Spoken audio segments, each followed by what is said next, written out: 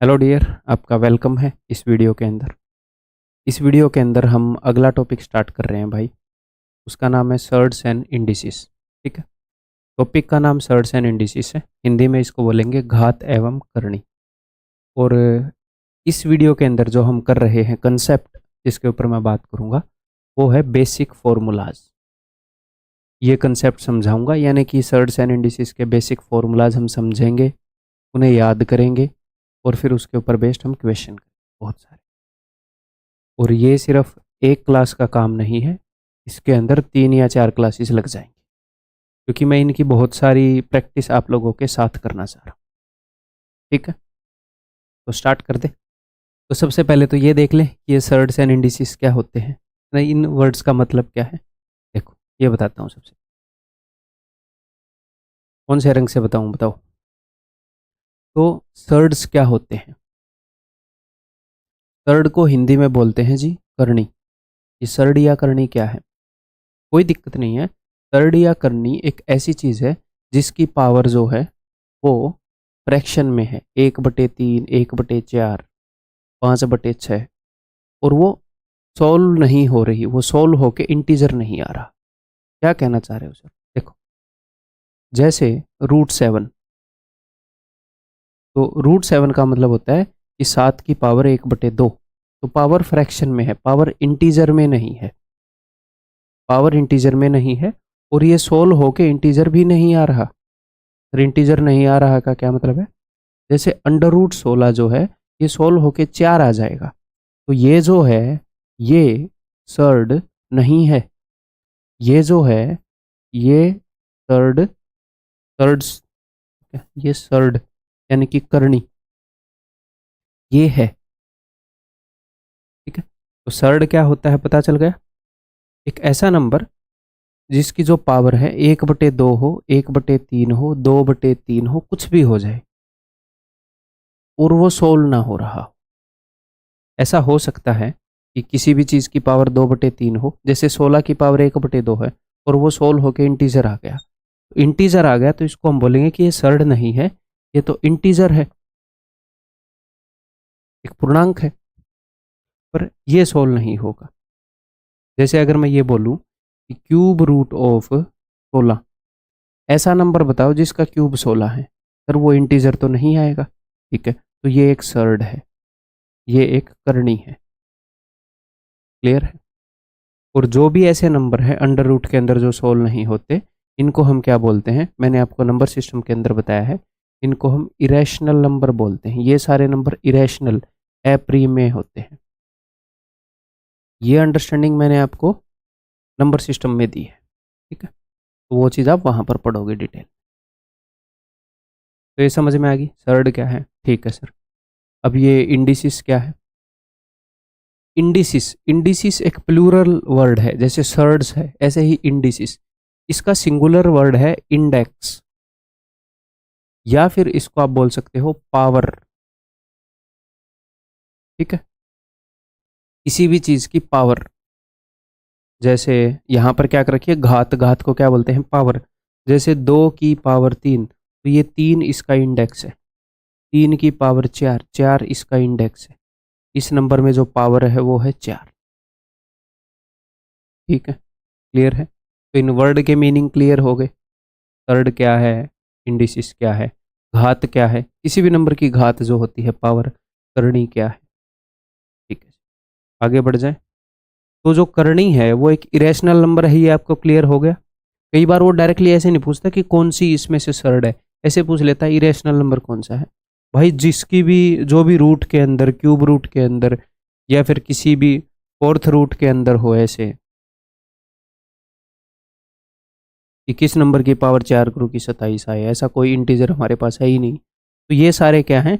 ये सर्ड हैं, irrational number है। ठीक है, क्लियर है? इसकी डेफिनेशन आप लिखोगे।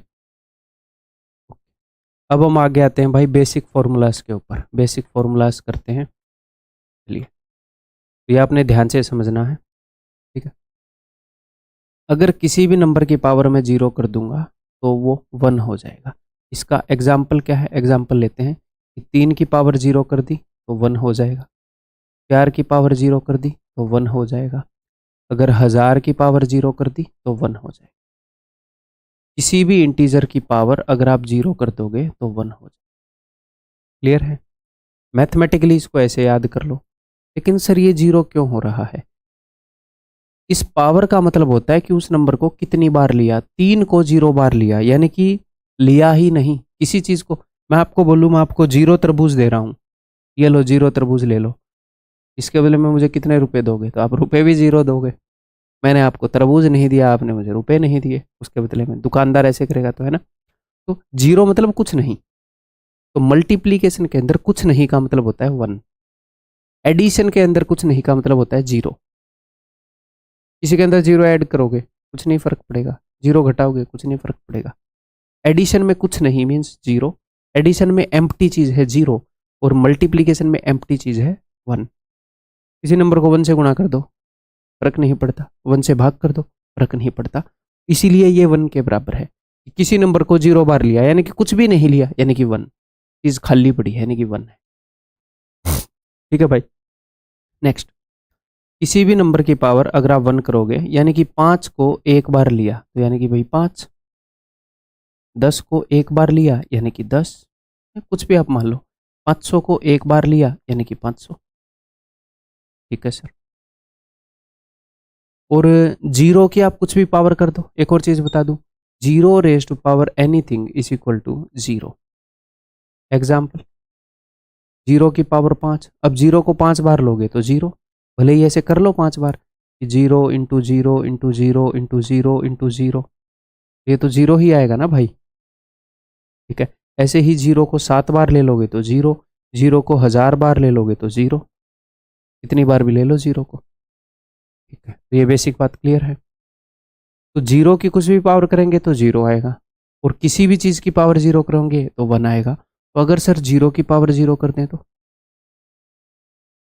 देखो, अगर मैं इस फॉर्मूले के हिसाब से चलूं कि किसी भी चीज की पावर 0 करने पर 1 आता है, तो आप बोलोगे सर 1 है, किसी भी चीज की पावर 0 करने पर 1 आता है। अगर मैं इस फॉर्मूले से चलूं कि भैया 0 की पावर कुछ भी कर लो 0 ही आएगा, तो 0 की पावर कुछ भी कर लो 0 ही आएगा, तो आप बोलोगे सर इसको मैं 1 लिखूं कि 0? इसके तो दो उत्तर आ रहे हैं, इसीलिए इसको बोलते हैं नॉट डिफाइंड। 0 की पावर 0 इज नॉट डिफाइंड, अपरिभाषित, इसकी परिभाषा नहीं है। अगर इसको मैं मैथमेटिकली प्रूव करने चलूं तो कुछ कंडीशंस में 1 आता है, कुछ कंडीशन में 0 आता है। तो कंट्रोवर्शियल सी चीज़ है, इसलिए हमारे सिलेबस में नहीं है। बिना कंट्रोवर्शियल चीज़ें बतेरी हैं, जो पूछ सकती है हमसे एसएससी वही पूछती है, इसलिए वो इनमें घुसती नहीं। तो क्यों बता रहा हूँ कि कहीं किसी बुक में दिखे तो इसकी टेंशन मत लेना। ओके जी।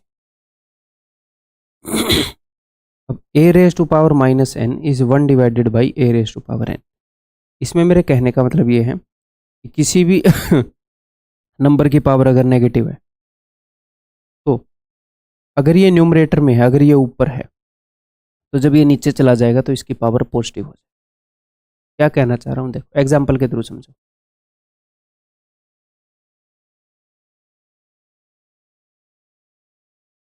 अगर मैं बोलूँ 2 की पावर -3 है, तो इसको आप लिखोगे 1/2 की पावर 3, यानी कि 2 की पावर 3 2 है, 3 बार 2 इंटू 2 इंटू 2 यानी कि 8, 1/8।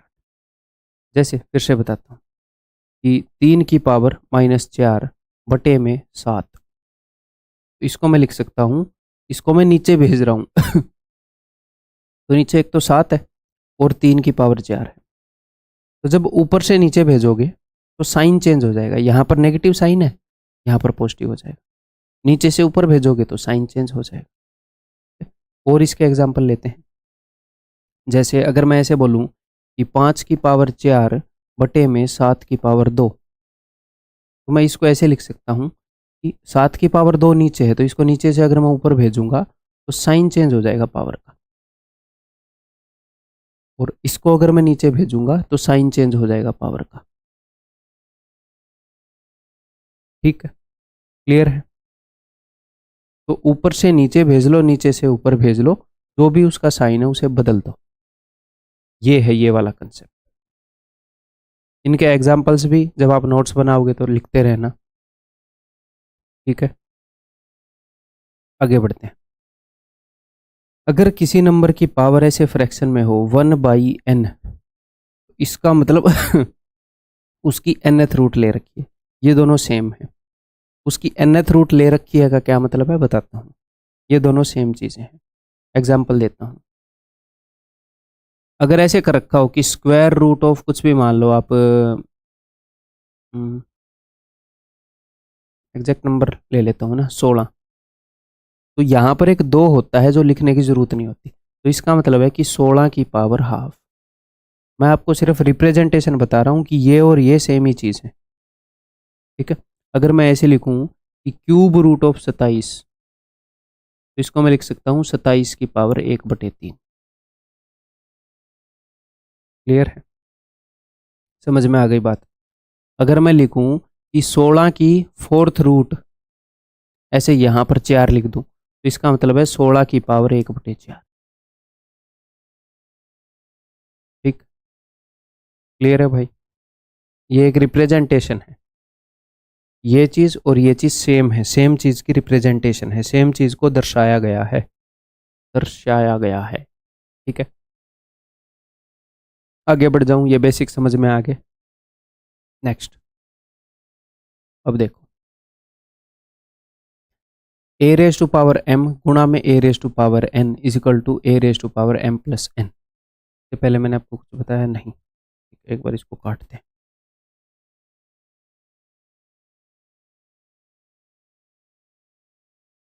कुछ बिल्कुल बेसिक सी बात जो बिल्कुल भी बताने की जरूरत नहीं है वही मैं बता देता हूँ, ताकि कई बच्चे जिनका बेसिक बिल्कुल हिला हुआ है, या फिर जिनका बेसिक ठीक है उनको भी एक अंडरस्टैंडिंग सी हो जाएगी। ठीक है, अगर हम ऐसे करते हैं a plus a plus a plus a, ऐसे ही आप n बार कर देते हो, तो कितनी बार a आया, n बार आ गया, तो इसको हम लिखते हैं n इंटू ए, है ना। यानी कि अगर मैं ऐसे कर दूं 5 प्लस 5 प्लस 5, ऐसे ही 10 बार कर दूं, तो क्या होएगा, 50 हो जाएंगे, तो 10 इंटू 5 यानी कि 50। ठीक है, बिल्कुल बेसिक सी बात है। अगर मैं ऐसे कर दूं a into a into a into a, ऐसे ही n बार कर दूं,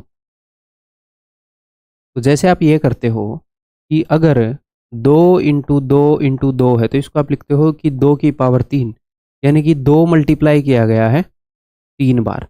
अगर ऐसे ही आप करते हो 2 इंटू 2 यानी कि 2 मल्टीप्लाई किया गया है 4 बार। जिसको भी ये बातें बहुत बेसिक लग रही हैं तो थोड़ी सी स्पीड में करके देख सकता है, कोई दिक्कत नहीं। ठीक, बट देखो सब कुछ, मैं कुछ भी चीज़ करा रहा हूँ उसके पीछे कुछ ना कुछ रीज़न है। ठीक, तो ए जो है n बार लिया गया है, यानी कि a की पावर n, a को खुद से मल्टीप्लाई किया गया है n बार। ठीक, क्लियर है, आगे बढ़ो। ये मैं बिल्कुल बेसिक से क्यों बता रहा हूँ, क्योंकि कई बार यही चीज़ एक डिफिकल्ट क्वेश्चन में डिकोड कर पाता है आदमी जब उसने चीज़ों को बिल्कुल बेसिक से देखा। ठीक है, तो ए रेज टू पावर m का क्या मतलब है, ए रेज टू पावर m का मतलब है, इसका मतलब है कि a इंटू ए m बार, और इसका क्या मतलब है, इसका मतलब है कि a इंटू ए n बार। अगर मैं ये करूं कि a की पावर 10 गुणा में a की पावर 5, इसको रटना नहीं है, इसको ऐसे देखो ना, इसका मतलब है कि a इंटू ए 10 बार, और इसका मतलब है a इंटू ए ऐसे ही a जो है वो है 5 बार। तो टोटल a की पावर n का मतलब होता है कि a कितनी बार है, कितनी बार मल्टीप्लाइड है। तो आप बोलोगे सर 10 बार तो यहाँ है, 5 बार यहाँ है, तो 10 और 5 15 बार हो गया, यानी कि टोटल a है 10 प्लस 5 15 बार। a कितनी बार है, 15 बार। ठीक है, यही बेसिक सी अंडरस्टैंडिंग कैलकुलेशन को कम टाइम में कर देगी जब हमें कॉमन वगैरह लेने की जरूरत पड़ेगी। ठीक, तो यहाँ पर मैं बोल सकता हूँ a जो है यहाँ पर m बार आया, यहाँ पर n बार आया, तो m plus n bar a आ गया, तो इसीलिए a की पावर है m प्लस n, इसीलिए इनको ऐड करते हैं भाई। क्लियर है? तो टोटल ए कितनी बार हो जाएगा मिलाकर m प्लस n बार। अब इसका एग्जाम्पल ले ले कि अगर मैं ये बोलूँ कि भाई 5 की पावर 3 गुणा में 5 की पावर 6, तो देखो 5 यहाँ पर 3 बार आ गया, यहाँ पर 6 बार, यानी कि कुल मिलाकर 5 हो जाएगा 9 बार। ठीक है, ये सिंपल सी बात है। ओके, अब इसको देखते हैं। ए की पावर m का मतलब है कि ए जो है वो m बार लिखा हुआ है, और इसका मतलब है कि ए जो है वो n बार लिखा हुआ है। तो कुछ टाइम के लिए मैं ये मान लेता हूँ कि m बड़ा है आपको समझाने के लिए। तो मुझे एक बात बताओ, m बड़ा है यानी कि ऊपर a जो है वो ज़्यादा है, तो नीचे n बार जो a है वो ऐसे कटते जाएंगे। एक ए से एक ए गया, एक और ए से एक और ए गया, ऐसे कटते जाएंगे। n ए खत्म हो जाएंगे, n जो a है वो खत्म हो जाएंगे, क्योंकि n बार है नीचे। कितने a बचेंगे? पहले m थे, उसमें से n खत्म हो गए, m माइनस n, इसीलिए घटाते हैं, इसीलिए घटाते हैं। एक और नज़रिए से देख सकते हो इसको। कैसे सर? ऐसे भी देख सकते हो कि a raise to power m है। हाँ जी सर, मैंने क्या बोला था, जब एक चीज़ को नीचे से ऊपर ले जाओ या ऊपर से नीचे लाओ तो ले जा सकते हो, बस पावर का साइन चेंज कर देना। तो इस a raise to power n को मैं ऊपर लेकर जा रहा हूँ, तो n की जगह पावर माइनस n हो जाएगी। यहाँ पर भी a की कुछ पावर है, यहाँ पर भी a की कुछ पावर है, और गुणा कर रखे हैं, यानी कि a की पावर को ऐड कर सकते हैं हम। तो m में माइनस n ऐड करोगे, ये मत बोलना सर आप तो ऐड कर सकते बोल रहे थे। अरे भाई, m में माइनस n ऐड करने की बात कर रहा हूँ, n ऐड करने की थोड़ी बहुत कर रहा हूँ। इसीलिए ये m माइनस n होता है, ताकि n a कट जाते हैं, कम हो गए a। एग्जाम्पल, ऊपर जो है 5 जो है वो 17 बार था, और नीचे 5 जो है वो कुछ भी मान लो 10 बार था। तो 10 बार 5 ऐसे कट जाएगा, ऊपर 17 बार लिखा हुआ है, 10 बार कट जाएगा तो 7 बार ही बचेगा।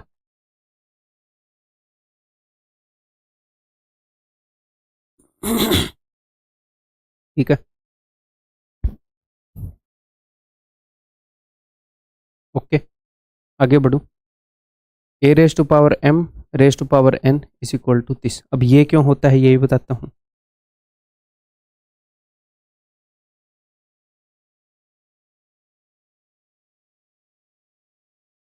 देखो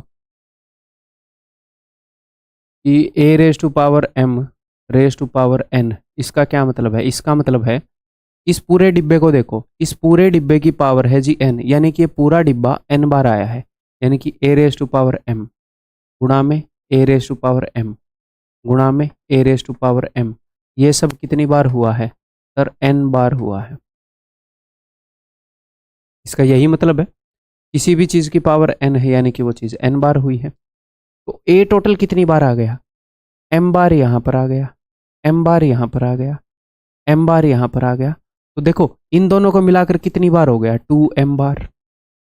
इन तीनों को मिलाकर कितनी बार हो गया? आप बोलोगे सर 3m बार, m बार यहाँ, m बार यहाँ, m बार यहाँ, ऐसे ऐसे n टर्म्स हैं। तो टोटल कितनी बार हो जाएगा सर? m इंटू n बार। टोटल कितनी बार हो जाएगा? m into n bar. Total A m बार यहाँ, m बार यहाँ, m बार यहाँ। इसको मैं एग्जाम्पल लेकर बताता हूँ। 5 की पावर है 10 की पावर 3, ये हो गया 5 की पावर 10 गुणा में 5 की पावर 10 गुणा में 5 की पावर 10। इस पूरे की पावर 3 है, यानी कि ये चीज़ 3 बार आई है। तो 5 10 बार यहाँ है, 10 बार यहाँ है, 10 बार यहाँ है, तो टोटल 30 बार हो गया। तो या तो कोई बंदा ऐसे कर ले 10 + 10 + 10, पर ऐसे क्यों करना है भाई? ऐसे कर लो ना कि 10 जो है वो 3 बार आया है, तो 10 × 3, ये बेटर है। तो वही किया, m इंटू n, है ना? ऐसे कर देते हैं ना कि 10 जो है 5 बार आया, तो 10 × 5 50। तो इसीलिए जब 5 raise to power 10 raise to power something है, तो इसलिए मल्टीप्लाई हो जाते हैं।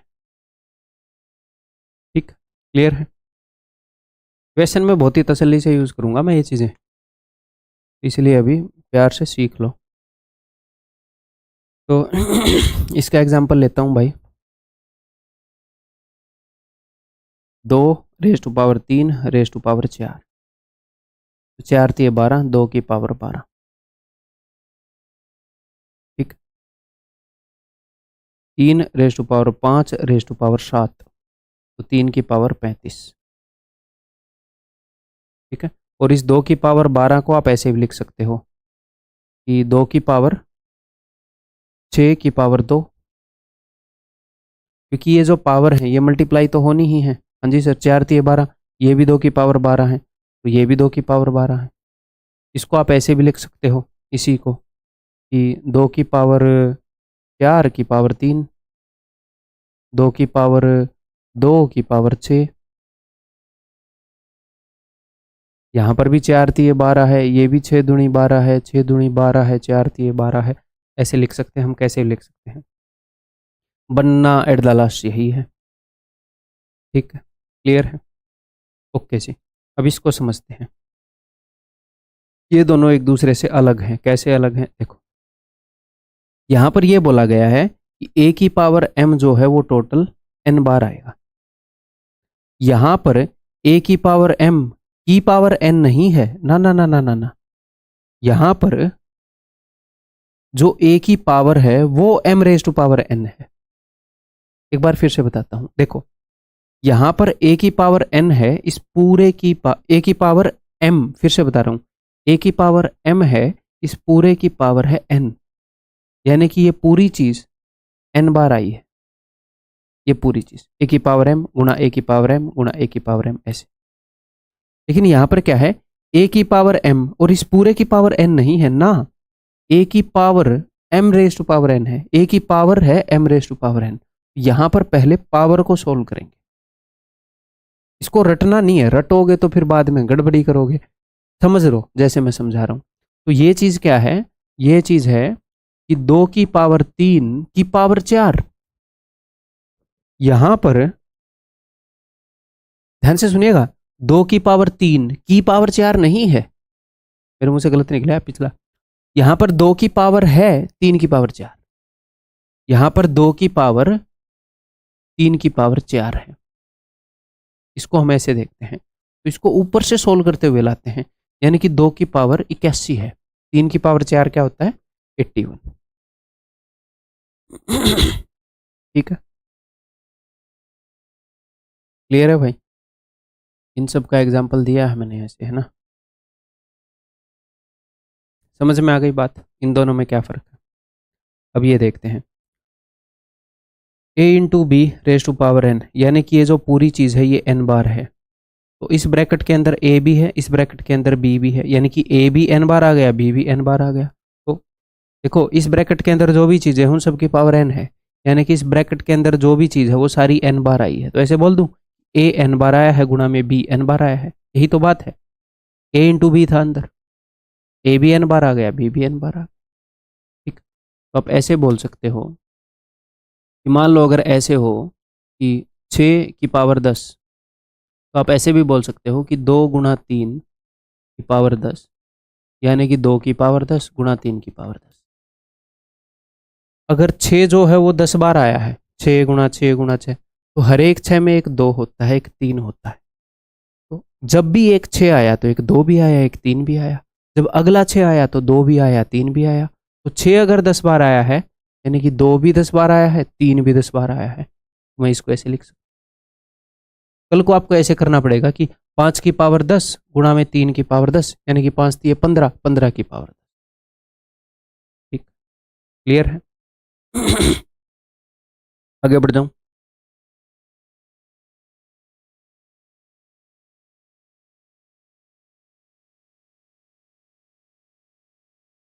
चलो नेक्स्ट 2 फॉर्मूले और हैं, इसके बाद हम डायरेक्टली क्या करेंगे, कुछ चीज़ें याद करने वाली करेंगे और फिर आगे बढ़ेंगे। ठीक, तो देखो, if a raise to power m is equal to a raise to power n then this is true. मैं एक बार मोटा मोटा दोनों फॉर्मूले के बीच में एक रिलेशन बनाता हूँ। देखो, ये जो चीज़ है और ये जो चीज़ है दोनों बराबर हैं और दोनों जगह बेस सेम है। जो एक्स्ट्रा एक्सेप्शंस है ना वो बाद में करेंगे, पहले मेरी बात सुनो कि दोनों जगह ये दोनों चीज़ें एक दूसरे के बराबर हैं। किसी चीज़ की कुछ पावर है, किसी चीज़ की कुछ पावर है और बराबर है। किसी चीज की कुछ पावर है और किसी चीज की कुछ पावर है और दोनों बराबर है।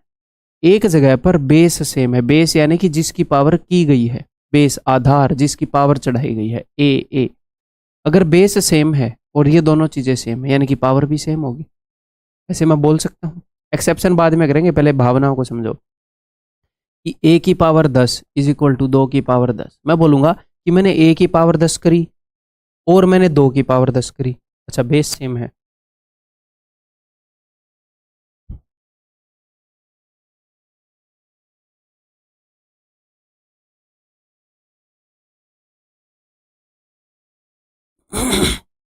अगर मैं ये बोलूं कि 5 की पावर 10 इज इक्वल टू 5 की पावर एक्स, कि 5 को मैं एक्स बार ले लूं तो वही आता है जब मैं 5 को 10 बार ले लूं। इसका मतलब एक्स इज इक्वल टू 10। 5 की पावर एक्स कर लूं या 5 की पावर 10 कर लूं, दोनों बराबर है यानी कि एक्स की वैल्यू 10 है। तो अगर ये दोनों चीज़ें एक दूसरे के इक्वल हैं और बेस सेम है यानी कि पावर भी सेम होगी। अब अगर दो चीज़ें एक दूसरे के बराबर हैं और पावर सेम है यानी कि बेस भी सेम होगा, यानी कि ए इज इक्वल टू बी। ठीक है, जैसे कि अगर मैं ये बोल दूं भैया 5 की पावर 10 करी और एक्स की पावर 10 करी तो दोनों सेम ही आए, तो इसका मतलब ये एक्स जो है ये 5 के बराबर है ना। तो अगर दो चीज़ें सेम हैं, दोनों जगह बेस सेम हुआ, वो इक्वल हैं, ऐसे समथिंग की पावर समथिंग, समथिंग की पावर समथिंग, वो दोनों इक्वल हैं। अगर बेस सेम है तो इसका मतलब पावर्स भी सेम होंगी, अगर पावर सेम है यानी कि बेस भी सेम। ठीक है, अब हम इसमें डिटेल में घुसते हैं। बेसिक भावनाएं आप समझ गए, अब डिटेल में घुसते हैं, एक आधे एक्सेप्शन करते हैं। क्या होगा इसको,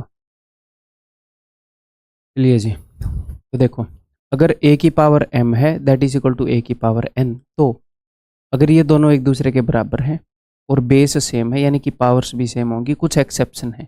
एक्सेप्शन क्या है कि a की वैल्यू 0, 1 और -1 नहीं होनी चाहिए। क्यों? इसीलिए क्योंकि 0 की पावर आप कुछ भी कर लो वो सेम ही रहता है। नहीं तो आप ये बोल दोगे कि 0 की पावर 15 बराबर है 0 की पावर 100, इसका मतलब 15 इज इक्वल टू 100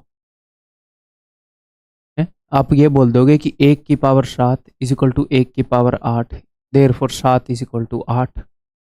आप ये बोल दोगे कि -1 की पावर 8 इज इक्वल टू -1 की पावर 100, क्योंकि -1 की पावर इवन कर दोगे तो क्या आएगा, वो हमेशा +1 आएगा। या फिर -1 की पावर ओड कर दोगे तो वो हमेशा -1 आएगा। तो आप बोल दोगे कि 8 is equal to 100, 9 is equal to 1001। तो ये एक्सेप्शन है। 0, 1 और -1 होगा तो हम ऐसे नहीं बोल सकते। तो मेरे ख्याल आप नहीं बोलोगे ना, अगर आपको एग्जाम में ऐसे दिख जाएगा, या बोल दोगे कि 1 की पावर 7 इज इक्वल टू 1 की power 8, therefore 7 is equal to 8। तो ये एक्सेप्शन जस्ट इसीलिए है ताकि आप मेरे ऊपर उंगली ना उठा पाओ, जो भी पढ़ा रहा है जिसने बुक लिखी उसके ऊपर उंगली ना उठा पाओ। इनसे डरने की जरूरत नहीं है, मोटा मोटा ऐसे याद रखो, अगर दोनों चीज़ें बराबर हैं, बेस सेम है तो पावर सेम होगी। एनफ है, इससे तो बर्डन नहीं आ रहा दिमाग पे। नेक्स्ट, अगर a raise to power m is equal to b raise to power m है तो a की वैल्यू +-b होगी, यानी कि अगर ये दोनों सेम है और पावर सेम है तो बेस सेम होएगा। बस एक ही केस में बेस सेम ही होएगा, बस जब m इवन है तो एक कंडीशन आ जाती है। क्यों सर, ये क्यों आ जाती है, बताता हूँ। देखो, अगर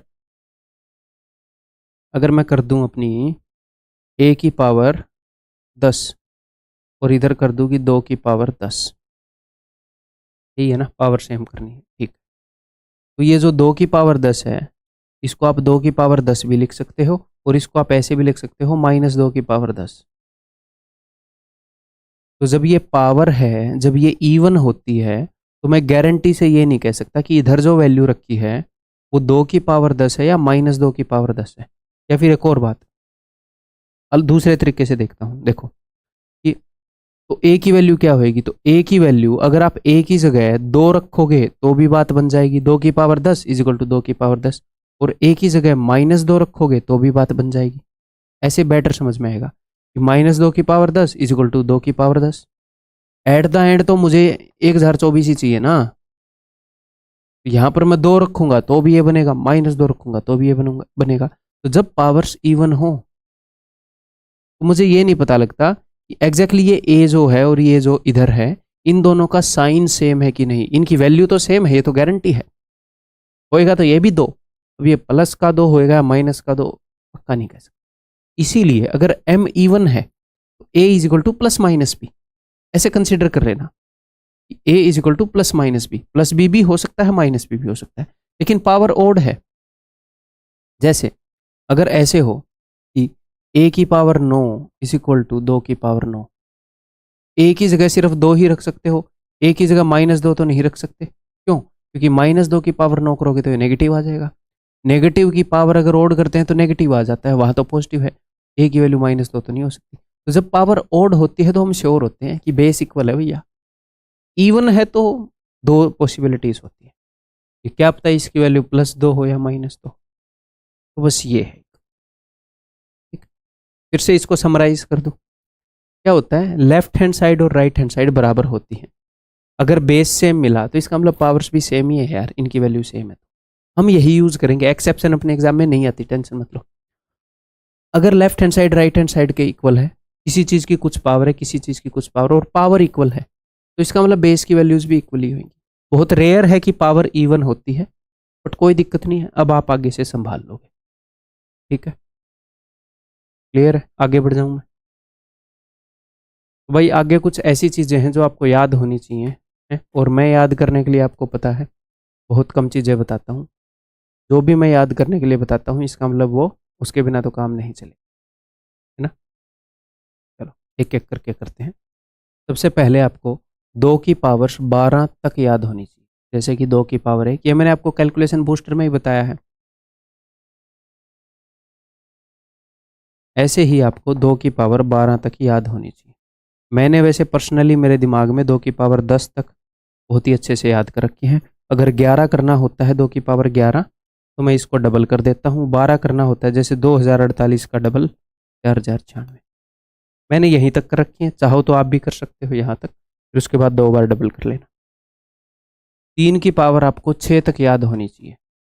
और कैसे याद होनी चाहिए? आपको ऐसे याद नहीं होनी चाहिए कि कोई बोले कि 3 की पावर 4 क्या है, आप बोलो 81। ऐसे होने चाहिए कि 729 क्या है, आप बोलोगे यार ये तो 9 का क्यूब है और ये 3 की पावर 6। इसको तो बोलते हैं याद होना।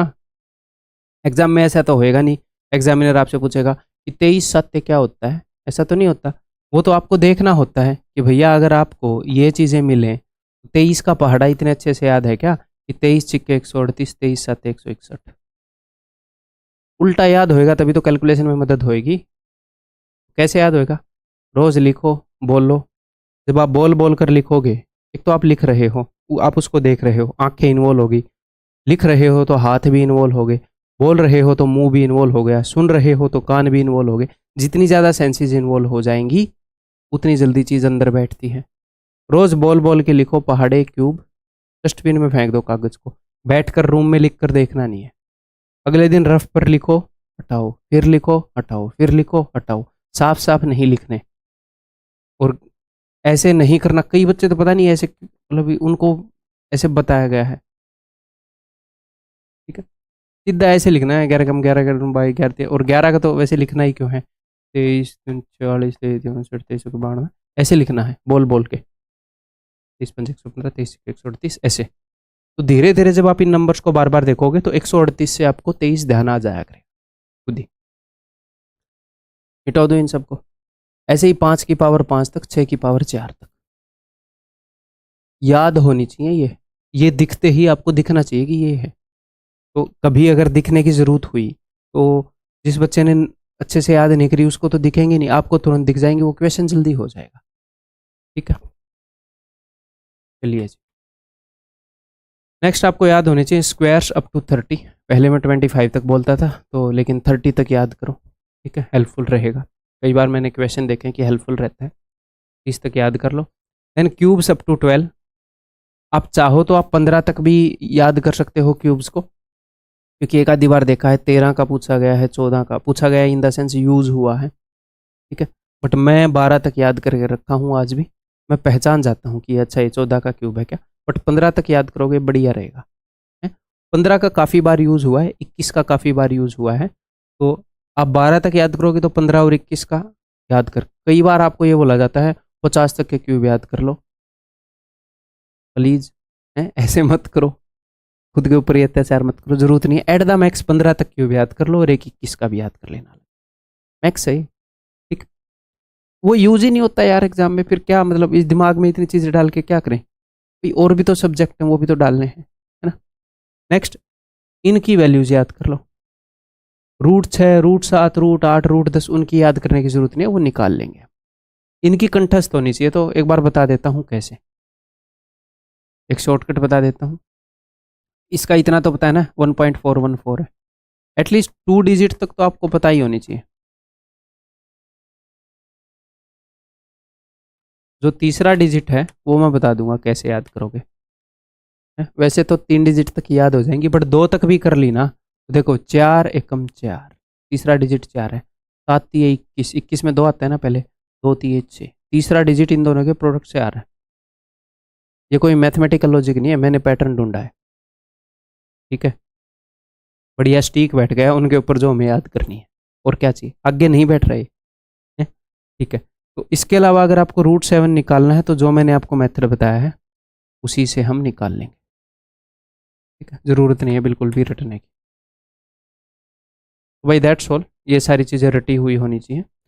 अब आप क्या करोगे, आगे बढ़ने से पहले मैंने आपको ये जो फॉर्मूलाज बताए हैं, ये इनको एक बार फिर से इनके ऊपर से नज़र घूम निकाल लो, ठीक है। एक बार फिर से इनको समझ लो कि अच्छा ये बताया है।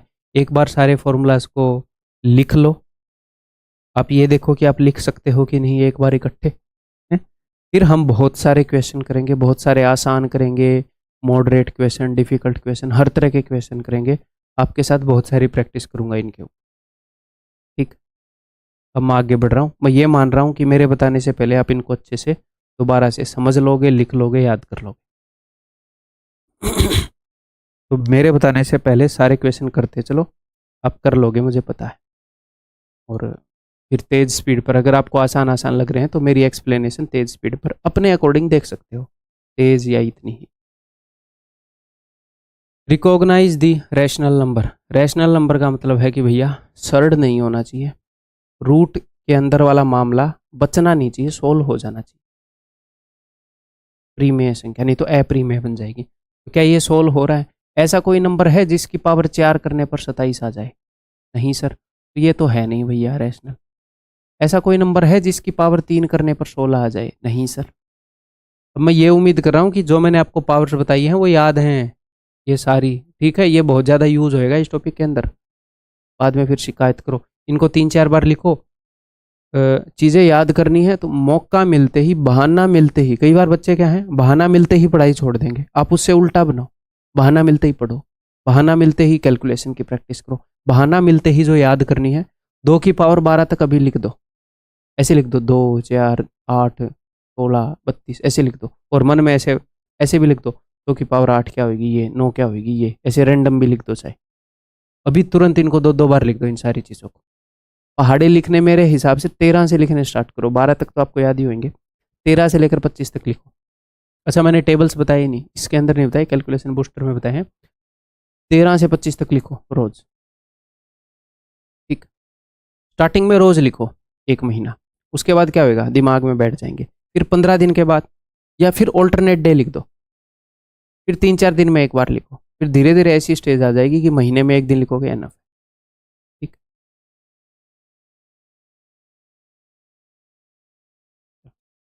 ऐसा कोई नंबर 11 का स्क्वायर रूट करने पर इंटीजर आ रहा है क्या? नहीं, ऐसा कोई नंबर नहीं है जिसकी पावर 2 करने पर 11 है।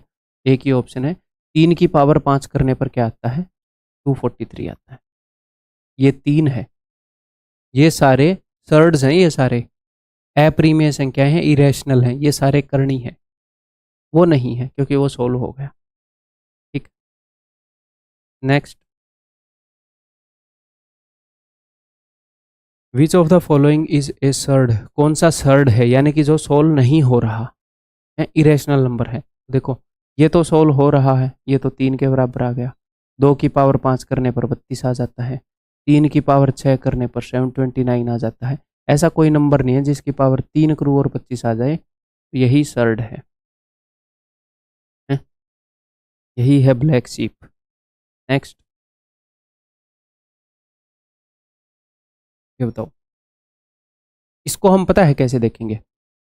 अंडर रूट एनीथिंग, इसका मतलब होता है कि a की पावर हाफ। इसका मतलब है कि √2 इस पूरे का √2 उस पूरे का √2, इसका मतलब है अंदर वाले √2 का मतलब है 2 की पावर हाफ, फिर उस पूरे के ऊपर √2 यानी कि इस पूरे की पावर हाफ, फिर इस पूरे के ऊपर यानी कि इस पूरे की पावर हाफ। तो जब भी पावर्स ऐसे हों, मैंने आपको क्या बताया था, a की पावर m की power n is equal to a की पावर m n। इसको मैं एक्सटेंड कर रहा हूँ, a की पावर m की पावर n की पावर p यानी कि a की power m into n into p। ठीक, यानी कि पावर्स ऐसे मल्टीप्लाई होती। तो इसको डायरेक्टली आप कैसे लिखते, आप इसको लिखते कि 2 की पावर है हाफ, उस पूरे की हाफ, उस पूरे की हाफ, यानी कि 2 की पावर 1/8। मैं बहुत ही प्यार से बेसिक से बताऊंगा भाई, मैं जल्दबाजी में बता दूं निपटा दूं, फिर क्या होएगा, वो बात नहीं आएगी, सिलेक्शन वाली बात नहीं आएगी। क्लियर है, समझ में आ गई बात। तो 2 की पावर हाफ है, उस पूरे की हाफ है, उस पूरे की हाफ है। तो जब भी पावर्स ऐसे होती हैं तो मल्टीप्लाई होती हैं, तो 2 की power half into half into half, 2 की पावर 1/8। आगे बढ़ जाऊं, यहाँ पर भी वही कहानी है। अगर किसी का ऐसे क्यूब रूट कर रखा है तो इसका मतलब है x की पावर 1/3। ठीक है, इसका ये मतलब है कि a की पावर हाफ, हम एग्जाम में ऐसे नहीं करेंगे, ऐसे ऐसे, बट हम समझ लें, फिर एग्जाम में इसको डायरेक्टली 1/2 1/2 1/2 1/8, तभी बेसिक बनाना जरूरी है। a की पावर हाफ की पावर 1/3 की पावर 1/4। ठीक, ये मैंने बताया, यहाँ पर कुछ भी नंबर होगा इसका मतलब वो 3 का रेसिप्रोकल उसकी पावर 1/3 है। तो a की पावर ऐसे में मल्टीप्लाई हो जाती है, a की पावर हाफ इंटू 1/3 इंटू 1/4 यानी कि a की पावर 1/24।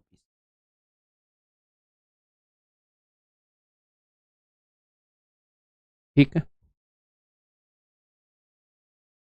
माइक की बैटरी चेक करते रहना पड़ता है बार बार, ये ना हो कि आवाज़ ही रिकॉर्ड ना हो। आगे बढ़ो, ये ना हो मेरी आवाज़ को दबा दिया जाए, आप तक ना पहुँचे, कैसे बात बनेगी फिर। ये देखो भाई,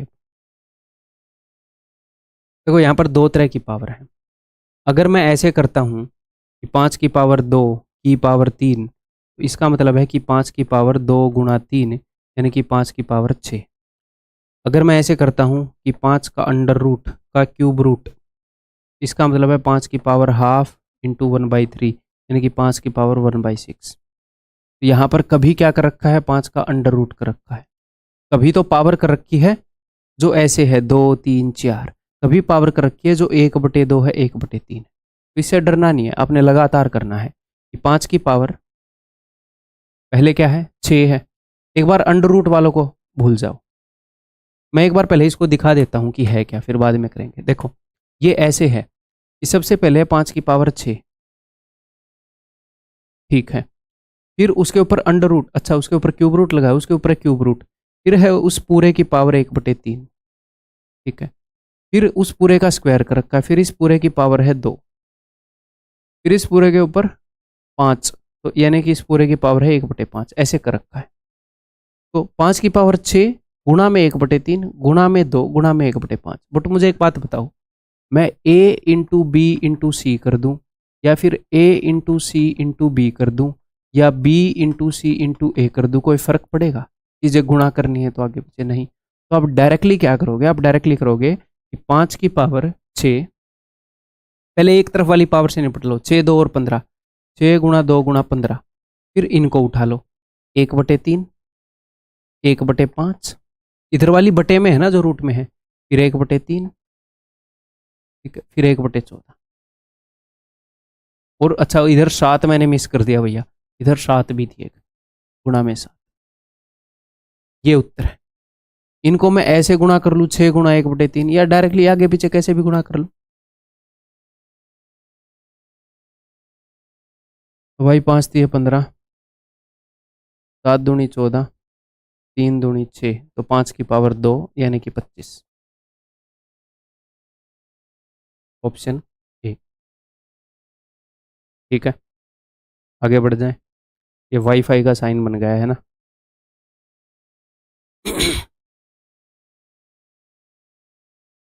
तो देखो, ये जो सेम चीज़ है ये 2 बार आई है ना। ये जो है यानी कि ये एक डिब्बा है, ये एक डिब्बा है, तो एक्चुअल में इस पूरे डिब्बे का स्क्वायर है, ऐसे बोल सकते हैं ना।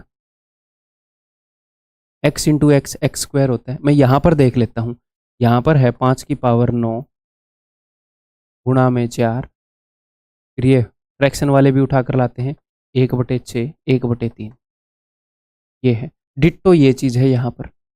तो यानी कि इसका स्क्वायर ही है। अगर ये x है ये x है तो x स्क्वायर, तो गुणा में 1 पावर 2 और कर दी। इस पूरे का स्क्वायर करूंगा यानी कि गुणा में 2 और कर दी पावर, तो बस दिस इज द उत्तर। 6 18 और 9 दूनी 18, यानी कि 5⁴ उत्तर इस ऑप्शन। ठीक है,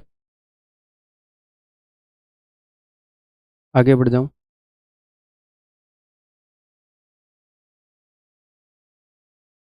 तो भाई 3⁻0, किसी भी चीज़ की पावर 0 करोगे तो 1 आएगा।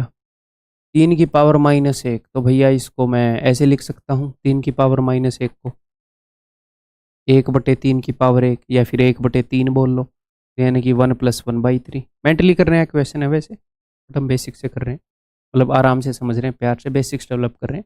3⁻−1 यानी कि 1/3, और -3⁻0 यानी कि -1। तो ऊपर हो गया 4/3 और नीचे हो गया -2/3, -2/3 यानी कि -2, ऑप्शन ए। आगे बढ़ रहे हैं भाई, ये देखो, अब देखो यहाँ पर भी एक्स वाई है, यहाँ पर भी एक्स वाई है, यहाँ पर भी एक्स वाई है, एक्स वाई की पावर है सारी। तो मैंने आपको ये बताया कि अगर किसी चीज़ की पावर m हो और गुणा में उसी चीज़ की पावर n हो, तो इसको मैं लिख सकता हूँ a⁻m+n। जोड़ देंगे, सेम ही चीज़ की पावर है। किसी भी चीज़ की पावर m हो और उसी चीज़ की पावर p हो, तो मैं बोल दूंगा a⁻m-p। अगर ये सब इकट्ठा कर रखा हो, a⁻m गुणा a⁻n बटे में a⁻p, तो कोई दिक्कत ही नहीं है भैया। जो सारी ऊपर हैं, मान लो यहाँ पर एक और हो गया a⁻q और नीचे हो गया a⁻r, कोई दिक्कत नहीं है ना। जो ऊपर हैं, देखो यहाँ पर a की पावर है m है n है q है, m+n+q। ये भी a⁻−p है, अगर ऊपर लाओगे तो -p, या फिर नीचे है तो घटा देंगे, ऐसे मान लो नीचे है तो घटा देंगे। तो ये भी तो सेम चीज़ की पावर है, एक्स वाई की इतनी पावर, एक्स वाई की इतनी पावर, तो मैं डायरेक्टली लिख दूंगा एक्स वाई की पावर यहाँ पर है a-b, उसमें मैं जोड़ दूंगा b-c, और उसमें से मैं घटा दूंगा बिकॉज ये नीचे है, तो साइन चेंज होएगा, माइनस का a प्लस का c। बताओ बताओ गाइज, होगा कि नहीं होगा ये? और बफेलोस तुम भी बता दो, नहीं तो बुरा मान जाती है, सिर्फ गाइज को बोलते रहते हो। तो ये 0 आ गया, anything raise to power 0 is equal to 1, option a. आगे बढ़े, ठीक है, ये बताओ the value of this is equal to what. तो देखो भाई, x की पावर कुछ है, मान लो x की पावर है m की पावर है n, तो ये हो जाएगा x की पावर mn। और मान लो x की पावर है m है की पावर n, फिर आगे है गुणा में x की पावर कुछ भी, मान लो p की पावर q। तो मैं ऐसे बोल सकता हूँ कि यहाँ पर हो जाएगा x की पावर m इंटू n, और यहाँ पर हो जाएगा x की पावर p इंटू क्यू। मेरे को डायरेक्टली दिख रहा है मल्टीप्लाई होती है, और मुझे पता है यहाँ पर भी x की कुछ पावर आएगी, यहाँ पर भी x की कुछ पावर आएगी। हाँ, तो मैं डायरेक्टली ऐसे लिख देता, यहाँ पर तो x की पावर है mn, यहाँ पर है pq, क्योंकि x की कुछ पावर है गुणा में x की कुछ पावर है, तो मैं जोड़ ही दूंगा। यहाँ पर mn बार आता है, यहाँ पर pq बार आता है, तो मैं सेम यहाँ पर कर दूँ। यहाँ पर x की पावर बनेगी कुछ, जो भी बनेगी इनको गुणा करके, ठीक है। यहाँ पर भी x की कुछ पावर बनेगी, हाँ जी सर, जो भी बनेगी। यहाँ पर भी बनेगी, तो सेम चीज़ की पावर्स हैं, एट द एंड तो जुड़नी ही है। एक्स की पावर कुछ हो, एक्स की पावर कुछ हो, जुड़नी ही होती है। तो मैं डायरेक्टली इसको ऐसे लिख सकता हूँ, यहाँ पर एक्स की पावर है B square minus C square, A plus b, a minus B, a square minus b square. यहाँ पर आएगा सी स्क्वायर माइनस ए स्क्वायर, ये भी एक्स की ही पावर है तो डायरेक्टली जोड़ देंगे। ये भी एक्स की ही पावर है तो a square minus b square. अब ये सारी कट जाएंगी आपस में, तो anything raise to power 0 is 1। आगे बढ़ जाऊं,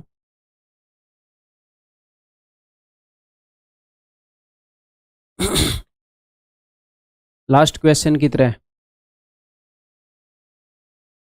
अगर x की पावर a है, x की पावर b है, तो इससे क्या बन जाएगा, x की पावर a माइनस बी अंदर तो, और उस पूरे की पावर क्या है a plus b. Last question यही था, देखो ध्यान से, पीछे जा रहा हूँ।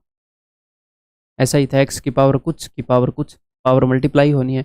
यहाँ पर भी x की ही कुछ पावर आएगी, यहाँ पर भी x की ही कुछ पावर आएगी, जोड़ देंगे, सब x की पावर आएगा। तो यहाँ पर आप मेंटली देख सकते हो कि x की पावर a माइनस बी है अंदर, और बाहर है a plus b, a minus b into a plus b, a square minus b square. और यहाँ पर x की पावर अंदर है b माइनस सी, नीचे वाला घटेगा ना, b माइनस सी, ऊपर है b प्लस सी, तो गुणा होएंगे। यहाँ पर x की पावर b स्क्वायर माइनस सी स्क्वायर, x की ही पावर है तो जुड़ जाएंगी।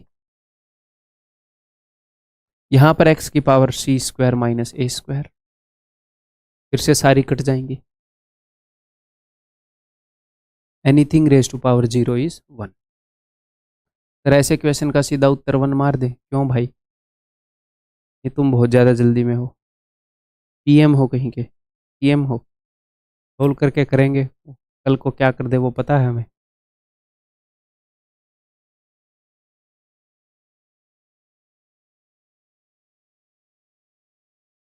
The value of this is equal to what. चलिए, वैसे डायरेक्टली इसको ऐसे लिख सकते हैं कि x की पावर अंदर है a माइनस बी, ऐसे मन ही मन में हम ये सोच सकते हैं, अंदर है a माइनस बी और उस पूरे की पावर है 1/ab। या फिर मैं ये करूँ, एक सॉल्व करके दिखा दूँ, फिर सारे को वैसे ही कर लेंगे। अदरवाइज डायरेक्टली ऐसे लिख सकते हैं, x की पावर a माइनस बी बटे ए बी प्लस में b माइनस सी बटे बी। चलिए, ये हो जाएगा x की पावर a बटे में x की पावर b, यानी कि x की पावर a माइनस बी, इस पूरे की पावर है 1/ab, तो पावर तो मल्टीप्लाई होती है, तो ये हो जाएगा x की पावर a माइनस बी बटे ए बी। ऐसे ही यहाँ पर x की पावर b माइनस सी आएगा अंदर, बाहर होएगा 1/bc, पावर मल्टीप्लाई होएगी b माइनस सी बटे बी सी, ये भी x की पावर है, हाँ जी सर, ये भी x की पावर है। पावर जुड़ती है ऐसे में, तो x की पावर समथिंग इंटू एक्स की पावर समथिंग, वो पावर जुड़ जाती है, ठीक है। प्लस में b माइनस सी बटे में बी सी, सी माइनस ए बटे में सी ए। अब क्या करें सर, वैसे तो क्या करें पता है, बट एलसीएम ले लेंगे तो भी निकलेगा क्या, सी से गुणा कर दो तो भी निकल ही जाएगा, है ना। ठीक, इसको मैं अलग अलग कर रहा हूँ ऐसे, ए बटे में ए बी, ऐसे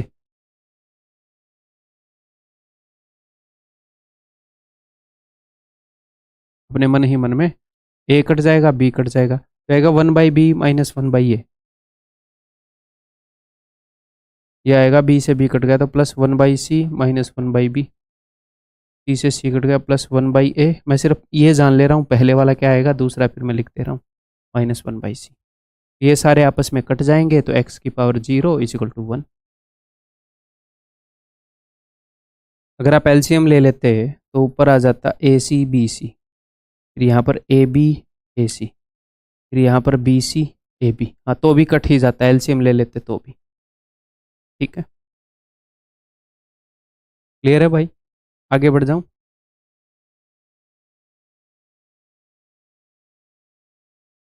ये बताओ,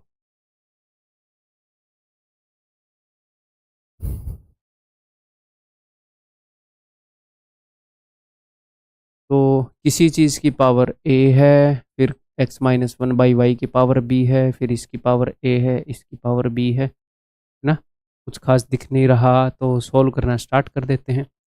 इसको सोल्व करते हैं तो ये आएगा, देखो y ऊपर जाएगा एक्स वाई प्लस 1 बटे में y की पावर a, इधर हो जाएगा एक्स वाई माइनस 1 बटे में y की पावर b। ये एक्स वाई प्लस 1 बटे में x की पावर a, ये हो जाएगा एक्स वाई माइनस 1 बटे में x की पावर b।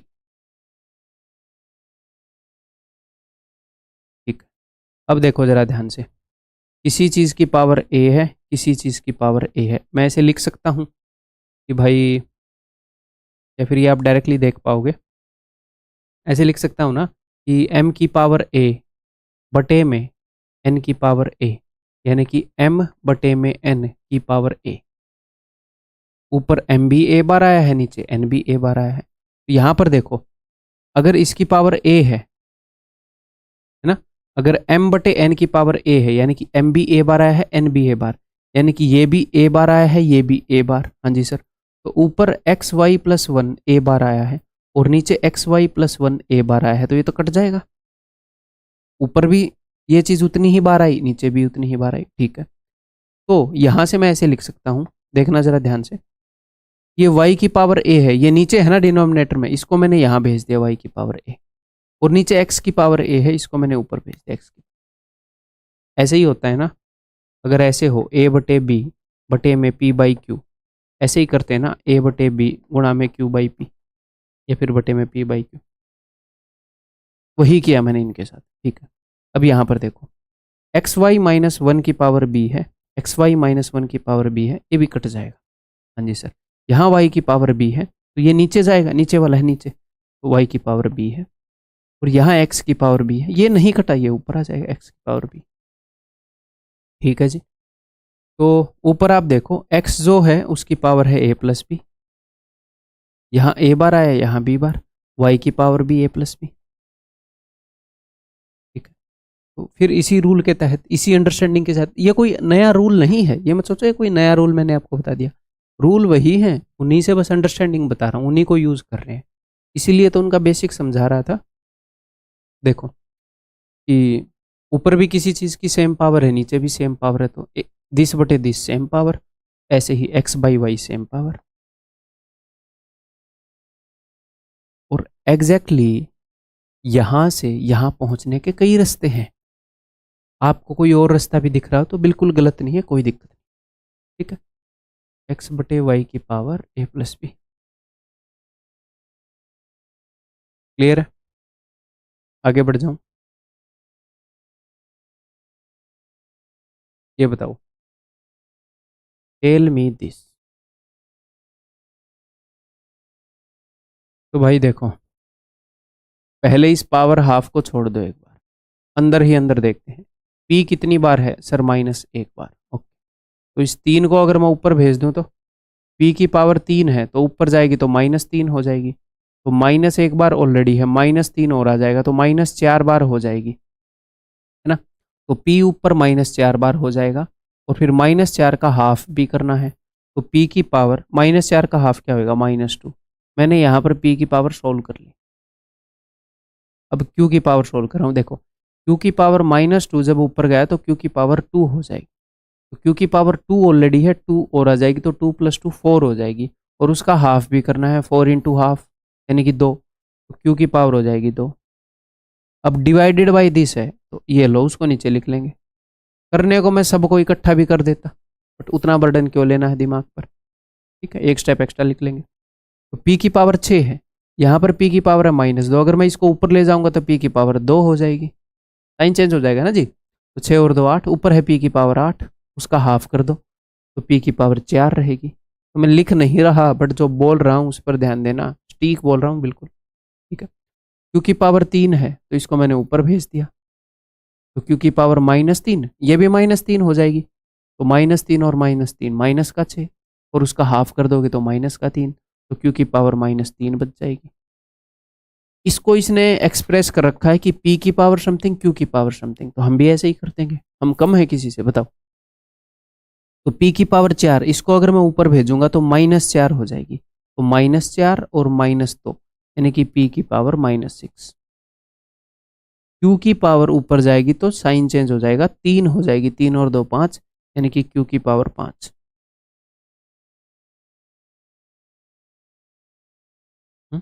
या फिर ऐसे लिखने की वैसे ज़रूरत भी नहीं होती, हम डायरेक्टली ऐसे लिख सकते हैं कि p की पावर जो भी है वो a है, यानी कि a is equal to -6 and b is equal to 5। a plus b यानी कि -1।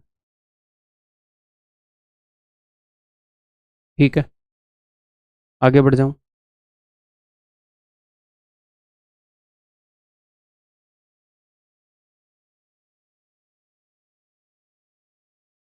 4 raised to power 4x plus 1 is equal to 1/64। तो ये 4 की कुछ पावर के रूप में लिख रखा है, क्या इसको भी आप 4 की कुछ पावर के रूप में लिख सकते हो? बताओ। इसको मैं लिख सकता हूँ सर 4 की पावर 3। तो इसको ऊपर ले आओ क्योंकि ये भी ऊपर है, तो ये हो जाएगा 4 की पावर -3। तो देखो, left hand side is equal to right hand side है, something raise to power something है, something raise to power something है, और बेस सेम है, इसका मतलब पावर भी सेम होगी। कंडीशन क्या था? कंडीशन ये था, ये जो बेस है ये 0 1 और -1 नहीं होना चाहिए, एक्सेप्शन थी, तो वो नहीं होगा हमारे क्वेश्चन में। टेंशन मत लो, नहीं तो फिर क्वेश्चन सोल्व नहीं होगा, तो सोल्व नहीं होगा तो वो देगा क्यों? बस हाँ, जब भी नोट्स को रिवाइज करो तो उस कंडीशन को बार बार रिवाइज करते रहना। ठीक है, तो इसका मतलब पावर भी सेम होगी, तो it implies that 4x+1 is equal to -3। It implies that ये 1 उधर जाएगा तो -4 हो जाएगा, -4/4 यानी कि -1, x इज इक्वल टू -1। हमें इतना सब कुछ लिखने की जरूरत नहीं है, ये तो हम डायरेक्ट लिख सकते हैं कि यार ये ऊपर जाकर 4 की पावर -3 बनेगा, यानी कि 4x+1 इज इक्वल टू -3, फिर डायरेक्टली लिखेंगे x इज इक्वल टू -1। ठीक है, स्टार्टिंग में बेसिक बनाने में टाइम लगता है बस। तो यहाँ पर मैं डायरेक्टली बोल सकता हूँ कि 1 इज इक्वल टू 5 की पावर 0, क्योंकि किसी भी की पावर भी 0 करेंगे तो 1 आ सकता है। अब आपके मन में ये भी ध्यान आएगा कि सर फिर 10 रेज टू पावर 0 भी 1 है, तो यहाँ पर ऐसे कर दो। बट भाई 5 की power something is equal to 10 की पावर समथिंग क्या ही करोगे, इज इक्वल टू 23 की पावर समथिंग, उससे क्वेश्चन सोल्व नहीं होगा ना। ठीक है, तो 5 की power something is equal to 5 की पावर समथिंग, इसका मतलब जो दोनों तरफ सेम है, ये दोनों इक्वल है, बेस सेम है, तो यानी कि पावर भी सेम होएगी, यानी कि 5x+5। अब आप यहाँ से डायरेक्टली ऐसे लिख सकते हो,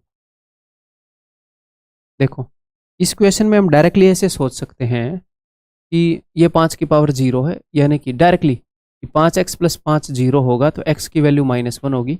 आप डायरेक्टली टिक कर सकते हो, और एग्जाम में हम ऐसे ही करेंगे। ठीक है,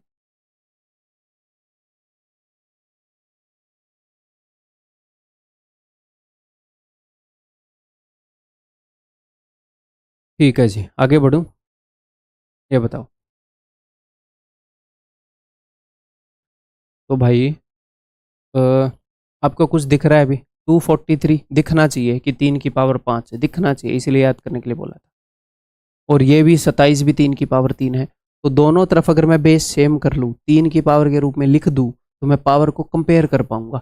इधर मैं लिख दूंगा 27 है 3 की पावर 3, तो बेसिकली ये क्या है, ये है 3 की पावर 3 की पावर 2x-1।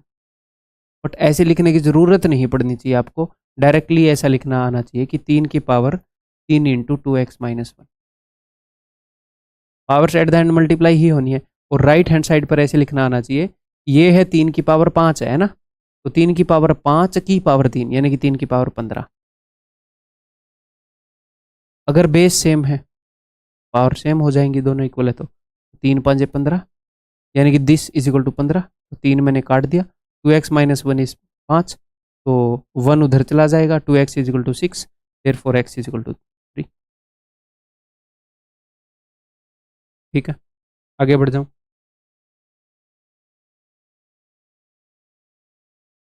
अब जैसे ये देखो, यहाँ पर एग्जाम का नाम देखो, रीट का पेपर है, एचटेट का पेपर है, पीआरटी का पता नहीं कहाँ कहाँ से पेपर है, तो मुझे आपके बेसिक बनाने हैं। वो सवाल कहीं पर आएगा नहीं आएगा, बेसिक बनाना ज़रूरी है। ठीक है, तो सिर्फ PYQ से भी काम नहीं चलता, रिलेवेंट पढ़ाना जरूरी है, चाहे वो उसके लिए कुछ भी करना पड़े, ताकि अब सारे PYQs आप अपने आप सोल्व कर दो। इसके बाद वैसे PYQ आपको करने की जरूरत नहीं है, बट कभी भी मॉक टेस्ट दोगे कोई भी प्रीवियस ईयर का, मैं बोल रहा हूँ छूट ही नहीं सकता यार, एक क्वेश्चन, क्वेश्चन की मजाल ही नहीं है। तो अब यहाँ पर आपको याद आना चाहिए कि यार ये तो 5 की कुछ पावर है, तो फिर वो भी 5 की कुछ पावर है, बट मान लो 5 की पावर 5 है, वो 5 तक मैंने याद करने के लिए बोला, ना याद आए तो एटलीस्ट इतना तो पता है कि ये 5 की पावर है, तो उसको भी लिख लूँ। तो ये है 5 की पावर 3 की पावर x, यानी कि 5 की पावर 3x, और ये है 5 की power 5, 3x is equal to 5, यानी कि x इज इक्वल टू 5/3। ठीक है, आगे बढ़ जाऊँ। ये देखो 8 जो है 2 की पावर होता है, 2 की पावर 3, 32 2 की पावर 5 होता है, तो ये 2 की पावर से, तो 2 की पावर के रूप में लिखूं ताकि बेस सेम हो जाए। इसको मैं लिख सकता हूँ 2 की पावर 3 की पावर ये, 2 की पावर 3 की पावर ये है, तो पावर्स तो मल्टीप्लाई होंगी, इसको 3 गुना कर रहा हूँ, 3 3 9x माइनस 15। इधर ये है 2 की पावर 5 की पावर ये, और ये नीचे है, जब ये ऊपर जाएगा तो पावर का साइन भी चेंज होएगा।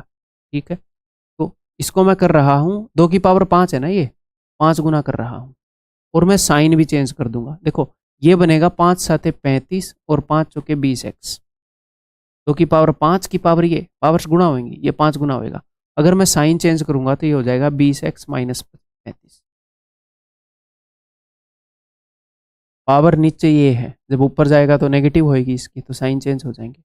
तो ये भी 2 की कुछ पावर है, ये भी 2 की कुछ पावर है, पावर को इक्वेट कर सकते हैं मन ही मन में, मुझे पता है this is equal to this. तो देखो जब 9x उधर जाएगा 11x, 35 इधर आएगा तो ये 35 माइनस, तो ये प्लस का हो जाएगा, तो ये 20 हो जाएगा। It implies that x is equal to 20/11। ये रहा ऑप्शन बी। आगे बढ़ जाऊं,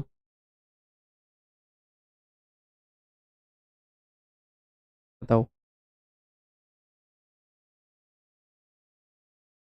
तो भाई इसको मैं डायरेक्टली देख सकता हूँ कि ये है 3 की पावर 4 मन ही मन, यानी कि 3 की power something is equal to 3 की पावर समथिंग, यानी कि पावर सेम है, तो हम लिख सकते हैं x plus y is equal to 4। ये है 3 की पावर 4 की कुछ पावर, यानी कि 3 की पावर 4x माइनस 4y,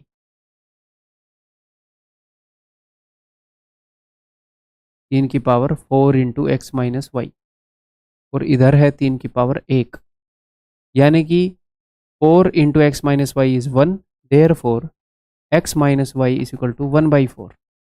ठीक है सर, तो मुझे x प्लस वाई पता है, x माइनस वाई पता है, तो माइनस से पहले वाला क्या होता है, इन दोनों का सम बाई 2, तो 4 प्लस 1/4, 4 चौके 16 और एक 17/4 का हाफ, इनका सम का हाफ 17/8, माइनस के बाद वाला होता है इनका डिफरेंस का हाफ, बट उसने सिर्फ x पूछा है, ऑप्शन सी। ठीक है, बताओ अब।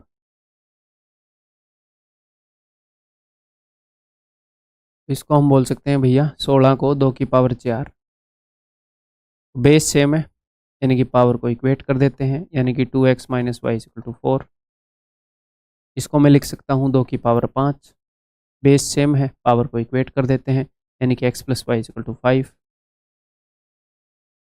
अगर मैं दोनों को जोड़ दूँ तो 3x इज इक्वल टू 9, यानी कि x इज इक्वल टू 3, और अगर x 3 है तो y 2 होएगा। ये बोल रहे हैं x इंटू वाई, यानी कि 3 दूनी 6। ये क्वेश्चन आसान आसान है, मोस्ट प्रोबेबली आप लोग कर लोगे, है ना। तो अपने हिसाब से एक स्पीड पर देख लेना इस वीडियो को। तेज देखना मकसद नहीं है, मकसद है कि भाई समझ में आता रहे, मेन मकसद वो नहीं, उसके अंदर कोई कमी नहीं आनी चाहिए, समझ में पूरा आना चाहिए। ठीक है,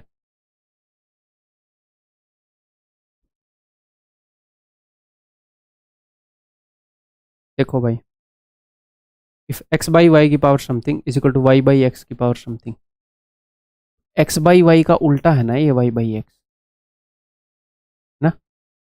तो इसको आप ऐसे भी कर सकते हो, देखो ऐसे भी बोल सकते हो कि a बाई बी की power m is equal to b by a की पावर माइनस m। आप बोलोगे सर ये क्या नए नए चीज़ बताते रहते हो। देखो इसको मैं ऐसे देख सकता हूँ कि a की पावर m बटे में b की पावर m। ठीक है सर, अगर मैं इस b को ऊपर लेकर जाना चाहूँगा तो b की पावर माइनस m हो जाएगी। हाँ जी सर। और a को नीचे लेकर आना चाहूँगा तो a की पावर माइनस m हो जाएगी। हाँ जी सर। तो इसको मैं ऐसे देख सकता हूँ ना कि b बाई ए की पावर माइनस m है। ठीक है, तो बेसिकली हो क्या रहा था, देखो कि a की पावर m को आप लिख पा रहे थे a की पावर माइनस m। तो आप पता है क्या कर रहे थे, आप ये कर रहे थे कि a बाई वन की पावर m थी, उसकी जगह आपने अंदर वाले को रेसिप्रोकल कर दिया तो पावर माइनस m हो। देख सकता हूँ ऐसे, a बाई बी की पावर m है तो b बाई ए की पावर माइनस m है। तो इस क्वेश्चन में मैं डायरेक्टली ऐसे बोल सकता हूँ कि अच्छा इसको अगर मैं ऐसे लिखूँ कि x बाई वाई की पावर के रूप में, तो ये हो जाएगा 3a माइनस 17। इसकी पावर को मैंने माइनस वन से मल्टीप्लाई कर दी। तो बिना ये लिखे अगर आपको ये पता है तो आप डायरेक्टली ऐसे इक्वेट कर पाते कि अच्छा 5a minus 3 is equal to x by y की पावर के रूप में लिखूंगा तो इसका उल्टा, तो मैं डायरेक्टली इसके उल्टे के साथ इक्वेट कर देता 3a माइनस 17। डायरेक्टली ये लिखता इस क्वेश्चन में, है ना। इट इम्प्लाइज दैट 3a इधर आएगा, 2a is equal to minus का 14। और इस बात को ध्यान रखो, कई बार बच्चे इसको 20 कर देंगे, कोई माइनस 20 कर देगा, कोई प्लस 20 कर देगा। ध्यान रखा करो इन छोटी छोटी चीज़ों में। आप लोग स्पीड के ऊपर इतना ध्यान देते हो, आप इतनी तेज भागते हो कि गिर के आपका मुंह फूट जाता है, फिर आप बोलते हो कि क्या करूं। तो तेज भागो, मैं तेज भागने से मना नहीं कर रहा, बट उतना भागो ना जितना अभी कैपेबिलिटी डेवलप हुई है। अगर इतना तेज भागोगे कि गिर के घुटने छिल गए, मुंह फूट गया, तो वो कुछ दिन के लिए ट्रेनिंग भी रुक जाएगी, डिप्रेस भी हो जाओगे। चलो यहाँ पर तो फिजिकली आप नहीं फूट रहे, ट्रेनिंग नहीं रुकेगी, बट डिप्रेस तो हो जाओगे कि मैं भाग नहीं पा रहा, कॉन्फिडेंस तो गिरेगा बिना वजह। स्पीड इतनी नहीं होनी चाहिए कि सिली मिस्टेक होने लग जाए, ऑप्टिमम रखनी है कि एक्यूरेसी मेंटेन रहे। बट बार बार क्वेश्चन को करते रहेंगे, बार बार मॉक टेस्ट देते रहेंगे, तो वो स्पीड अपने आप बनने लगेगी। पेपर से पहले तो मॉक टेस्ट दे दो भाई, किसने रोका है, बन जाएगी स्पीड। बट एक्यूरेसी मेंटेन करके चलो, शांति से काम को करो। शांति से काम को करोगे तो धीरे धीरे उसमें बेटर होते जाओगे। तो शांति से करते करते ही स्पीड बढ़ जाएगी, फाइनली आप टाइम भी बचा पाओगे और शांति से भी कर रहे होगे, तभी तो एक्यूरेसी मेंटेन होगी। टाइम बच जाता है प्री में भी मेंस में भी, अगर ठीक से स्ट्रेटजी लगाएं तो। ठीक, ऑफ कोर्स ये मेहनत तो करनी ही पड़ती है, सिलेबस तो बार बार रिपीट करना ही पड़ता है। हाँ जी, देखें फिर, तो इधर 3/5 की पावर है, इधर भी 3/5 की पावर है, तो पावर तो ऐड हो जाएगी। तो 3/5 की पावर क्या आ जाएगी, पावर ऐड करूंगा तो -3। और इधर मैं दो काम इकट्ठे कर दूं, ऐसे कर देता हूँ, इसको मैं पलट भी देता हूँ, 25/9 की जगह मैं 9/25 कर दूँ। और 9/25 क्या है, वो 3/5 का स्क्वायर है, तो मैं इसको डायरेक्टली ऐसे लिख देता हूँ 3/5। इसकी पावर को डबल भी कर दूंगा और साइन भी चेंज कर दूंगा, 4x - 2। मैंने क्या किया बताता हूँ, देखो इसको मैंने लिखा 5/3 की पावर 2 की पावर 1 - 2x। फिर ये बन जाएगा 5/3 की पावर 2 - 4x, क्योंकि भैया 5/3 कर दिया, 5/3 की पावर 2, तो 2 और ये मल्टीप्लाई होंगे। बट मैं तो इसको 5/3 के रूप में लिखना नहीं चाह रहा, तो फिर मैंने इसको लिखा 3/5 के रूप में। तो पावर का जो साइन है वो चेंज होएगा, नेगेटिव हो जाएगी, यानी कि 4x - 2, यानी कि इसको ऐसे।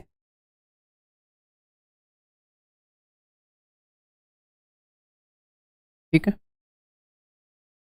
इट इम्प्लाइज दैट ये भी 3/5 की पावर है, ये भी 3/5 की पावर है, तो मैं इक्वेट कर दूं, यानी कि 4x - 2 इज इक्वल टू -3। तो इस -2 को इधर लेकर आओ, तो -3 + 2 यानी कि -1 is equal to 4x। Therefore x is equal to -1/4। Option ए।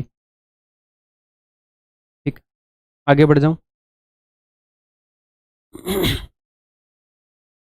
ये बताओ क्या करोगे। अब तक हम क्या करते आए, हिंट दे दूं इस क्वेश्चन में।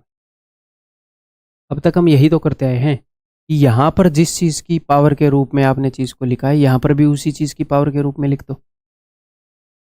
मतलब कि बेस को सेम कर दो ताकि हम पावर को इक्वेट कर पाए। बेस को सेम कर दिया ताकि पावर को इक्वेट कर पाए। और पीछे बेस को सेम कर दिया 2 और 2 ताकि पावर को इक्वेट कर पाए। और पीछे बेस को 3 और 3 कर दिया, बेस को 2 और 2 कर दिया, बेस को 5 और 5 कर दिया ताकि पावर को इक्वेट कर पाए। यहाँ पर भी वही कर दो। इसको मैं लिख सकता हूँ x की power x raise to power 5/4 यानी कि x की पावर 5/4 इंटू एक्स। इसको मैं लिख सकता हूँ x की पावर, अब देखो यहाँ पर x की पावर क्या है, इसको 5/4 इंटू एक्स मत कर देना, ठीक है। ये वो वाला सीन है कि 2 की पावर 3 की पावर 4, और ये वो वाला सीन है कि 2 की पावर 3 की पावर 4। ये हो जाएगा 2 की पावर 3 की पावर 4 यानी कि 81, और ये हो जाता है 2 की पावर 12। एग्जाम्पल दे रहा हूँ जस्ट, ये वो वाले सीन है। इसको हम लिख पाएंगे x की पावर 5/4 इंटू एक्स, और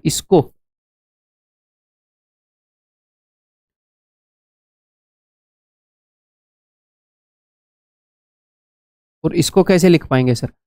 मान लो आपको ऐसे दे रखा हो कि 2 की पावर 3 की पावर 100, तो इसको कैसे लिखोगे भाई। 3 की पावर 4 को आप सोल्व कर पाए थे, तो 3 की पावर 4 81 आपको याद है तो आपने लिख दिया। अब 3 की पावर 100 याद नहीं है तो इसका कुछ नहीं कर सकते भाई, ऐसे ही लिखोगे और क्या करोगे। नहीं तो 3 की पावर 100 निकाल के लिख दो, तो इसको एज इट इज ही लिख देंगे और क्या करेंगे, हम कुछ कर ही नहीं सकते। एक्स की पावर एक्स की पावर 5/4। एक्स की पावर क्या है बताओ मुझे, एक्स की पावर है ये चीज, ये सारी एक्स की पावर है। एक्स की पावर क्या है, एक्स की पावर है x raise to power 5/4। X की पावर एक्स नहीं है, एक्स की पावर है एक्स रेज टू पावर 5/4, और यहां पर एक्स की पावर है 5/4 एक्स। तो अगर बेस सेम है तो मैं पावर को इक्वेट करूंगा। It implies that 5/4 x is equal to x raise to power 5/4। तो यहां पर एक्स की पावर है 1, एक्स का मतलब क्या है एक्स की पावर 1, और यहां पर एक्स की पावर है 5/4।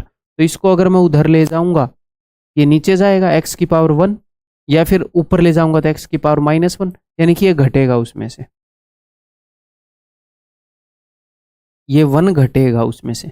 एक्स की पावर बनेगी 5/4 -1, क्योंकि ये नीचे जाएगा एक्स की पावर 1, तो फिर नीचे वाली घटती है, तो ये हो जाएगा एक्स की पावर 1/4।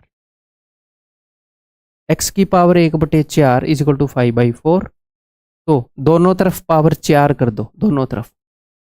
यहाँ पर तो पावर 1 हो जाएगी, 1/4 इंटू 4, दोनों तरफ पावर 4 रेज कर रहा हूँ, और इधर हो जाएगा 5/4 की पावर 4। तो 5 का स्क्वायर 25, 25 का स्क्वायर 625, 4 का स्क्वायर 16, 16 का स्क्वायर 256।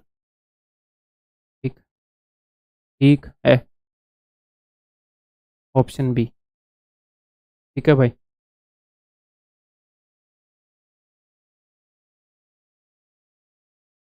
ये बताओ,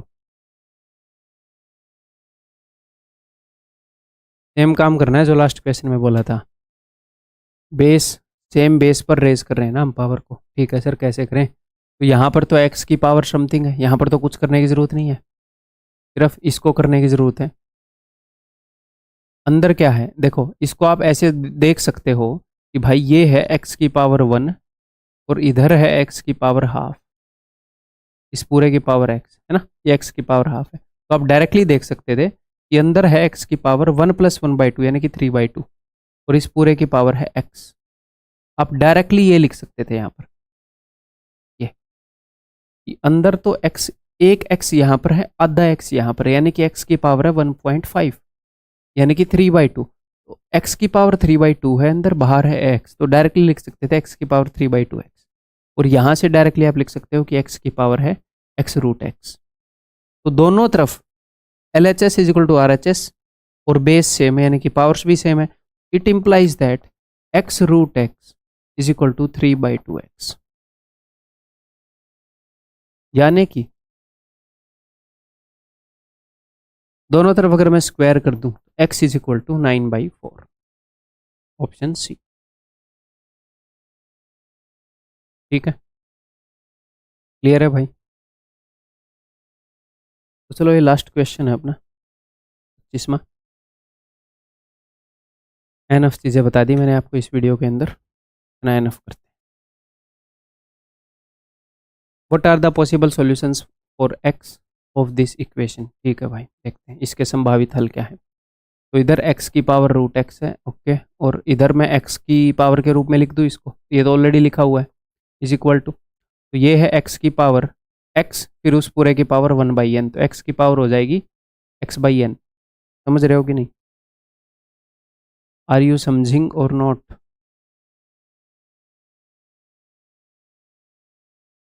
ठीक है, लेफ्ट हैंड साइड पर x की पावर क्या है? Root x. तो this is equal to this, base same है तो पावर को इक्वेट कर दूं। It implies that root x is equal to x/n, तो इस रूट एक्स से काट दूं मैं,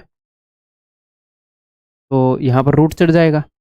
it implies that n is equal to root x, therefore दोनों तरफ स्क्वायर करूँ तो x is equal to n square. लेकिन यहाँ पर गड़बड़ क्या है? x is equal to n square करोगे तो 3 ऑप्शन है।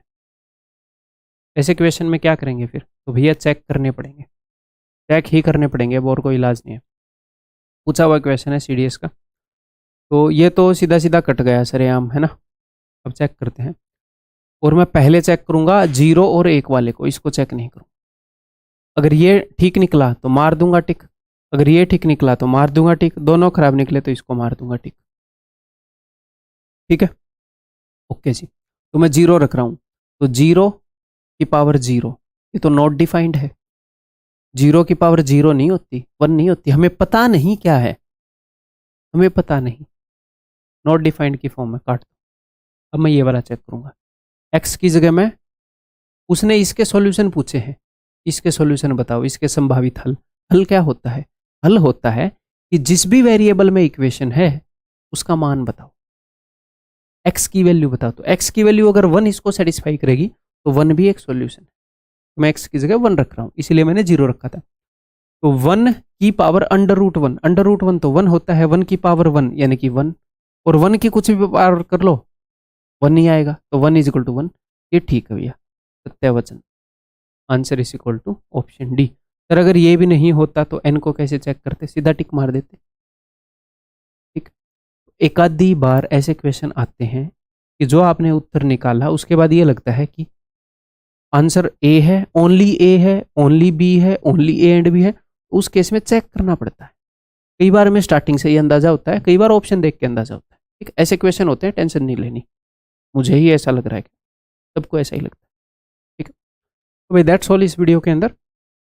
इन्हीं क्वेश्चंस को, इन्हीं कंसेप्ट के ऊपर बेस्ड जो क्वेश्चन है उनको कंटिन्यू करेंगे अगली वीडियो में। अगली वीडियो देखने से पहले इन फॉर्मूलाज को एक बार फिर से रिवाइज कर लें, मैं तब भी याद दिला दूंगा, ऐसी बात, एट योर सर्विस। ठीक है, अगली वीडियो के अंदर मिलता हूँ भाई, बाय बाय।